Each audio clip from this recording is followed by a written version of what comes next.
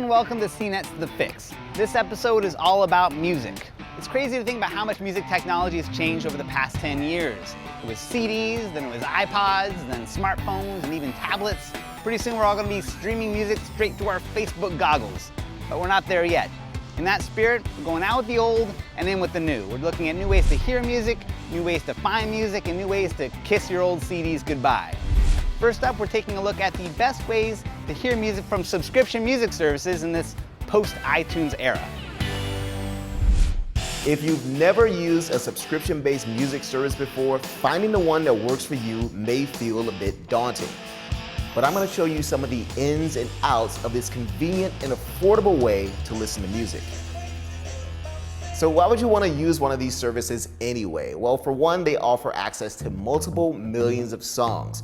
Also, you won't have to worry about any kind of music library management since it's all organized for you in the cloud. In addition, most services offer free trials lasting anywhere from a week to a month with no long-term commitment. So what's the downside? Well, you don't actually own this music. You're basically renting it for a while, and when you end your subscription, your playlist and the songs you've chosen go away unless you resubscribe. Also, you won't find every single song on these services. The Beatles, for example, are largely unavailable, and new music isn't immediately available on these services. In addition, the artists that actually make this music don't make much money when you listen to their streamed songs. If you want to support your favorite band or artist, there are much better ways to do so. Overall, there are way more perks for these services, especially if you're a music fan. So how do they work? Well, Spotify, for example, is one of the more popular music-based services, and it works on your tablet, your phone, or your computer. Now you can download it for free, and once you're signed in, you can start searching for songs or artists you want to listen to, as long as you have an internet connection. Now you don't have to pay to listen, but if you go the free route, you won't have as much flexibility as you would if you subscribed. Now you can search for individual songs, albums, and artists, but if you're not subscribed, you'll have to listen to periodic audio ads. Geico, 15 minutes could save you 15% or more. Also, the free version of Spotify on your tablet or computer will play any song you can find. Now, if you're listening on your phone, you won't actually be able to play specific songs, and you can really only play albums or playlists in shuffle mode. If you subscribe, you won't have to listen to ads, and you can play any song you can find on any device. Paying the fee also lets you download music to listen to later. Other services like radio work much in the same way, giving you some access for free, but then opening up all available features once you actually start paying. There are plenty of music services out there, and they each have their own advantages and disadvantages. But the great thing is that you can try most of them for free and determine which one works best for you. It all speaks to how we consume media these days, paying a monthly fee to have access to tons of content. Now, it may not work in every medium, but for music, it seems pretty tailor-made. It has never been a better time to be a music fan. All that music just right there at your fingertips. It's time for a quick break, and when we come back, we'll be cranking up your new music on some wireless speakers.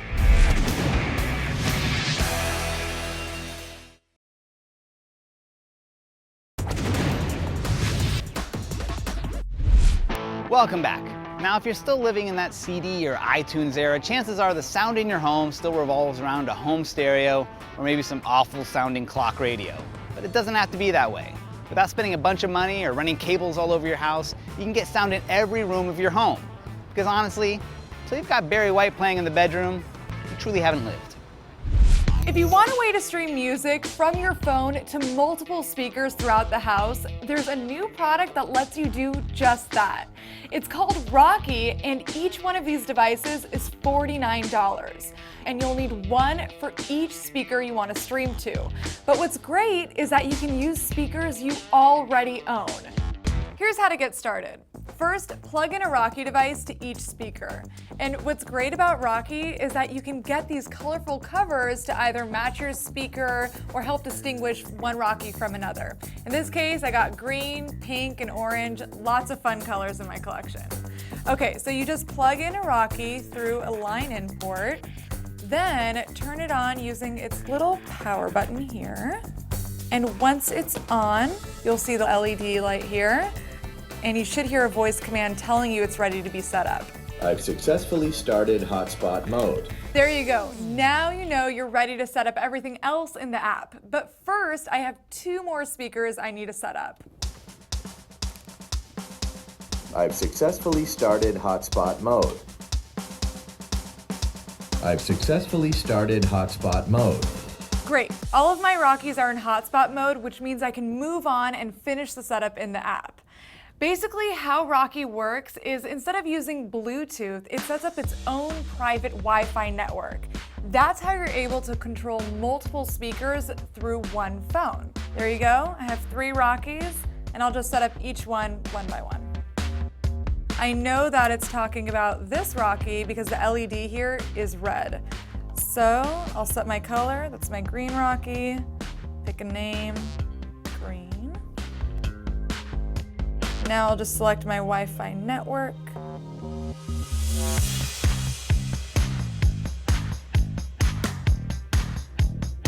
I've successfully started hotspot mode. All right, my first Rocky is set up. Now I'll set up the other speakers.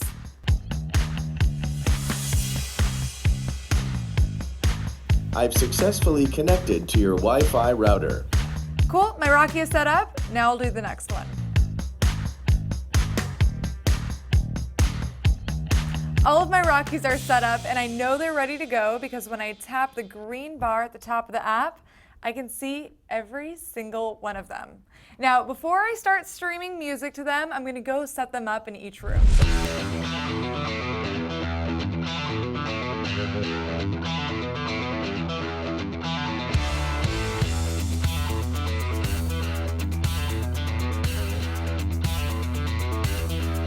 So all of my Rockies are set up throughout the house, and now I can stream music to them. One thing to know is that right now Rocky only supports music you have stored locally on your device, but more streaming apps like Spotify and Pandora are coming really soon. For now, I've got a little Aloha screwdriver here. So first thing I want to do is tap the green bar, choose my Rocky. I've got my green Rocky right in front of me. Hit play. And I should hear it streaming to that device. Nice. Now I can do the same thing for the other speakers. Tap the top bar, choose my speaker, pick a song, and it'll stream to that speaker too.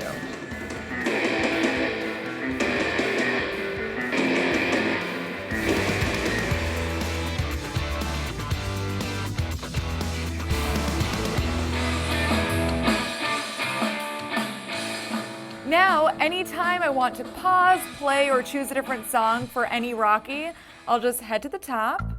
I'll choose the pink one in the kitchen. And then from the left menu here, I can just choose another song or just pause it altogether.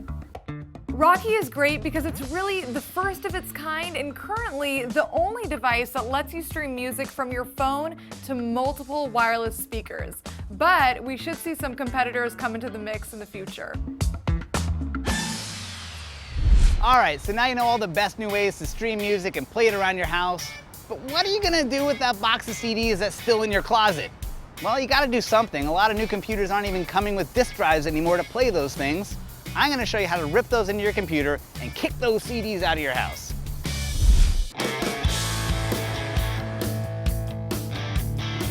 There's no reason to be holding on to your CDs anymore. Between iTunes and Spotify and about 100 other services, anything you've listened to can be downloaded again or streamed at your convenience. But there are some exceptions. You're probably holding on to a box full of rare, sentimental mix CDs that you haven't yet gotten onto your computer and let go of. I'm gonna show you how to do that quickly and painlessly. So here's what you're gonna need. You're gonna need a computer with a CD drive and iTunes on it. Could be any version of iTunes. You're gonna need your CDs, and you're gonna need a smartphone. The first step is to take a picture of your CD. Now this one is a great example. This is a CD I got from a friend in Japan. This cover, this is what I'm sentimental about. So I'm gonna take a picture of this. And if you can put this into square mode, that's gonna really save yourself some time and some cropping. Take the picture, boom, and then email it to yourself.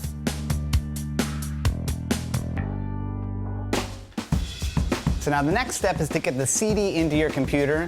Now once the CD is in, iTunes is going to automatically try to pull down any information that it might have about the CD. It's going to try its best to identify the tracks and the titles, but in this case, because this is a one-of-a-kind CD, iTunes is going to draw a blank. It's going to give me a generic listing called Audio CD and generic tracks called track 1 through 14 here. So the trick is we need to identify all this information ourselves. To do that, hit the CD info button. I'm just going to put my friend's name on here. That's the artist. Album is going to be CD from Japan. That's probably how I'll remember it. All right, the next step here is to import the CD. Go and hit the Import CD button in the top right corner. You're gonna get a box that will let you change how you're gonna import the CD. For me, this is more about sentimentality than about audio quality. I'll go with an AAC at about 128 kilobits per second. It's gonna give you better quality than MP3 at about the exact same amount of time. If you're really gonna go crazy with this stuff, you can go all the way up to lossless audio quality, but after you do a few of these, you're gonna realize that speed is much more important than audio file quality.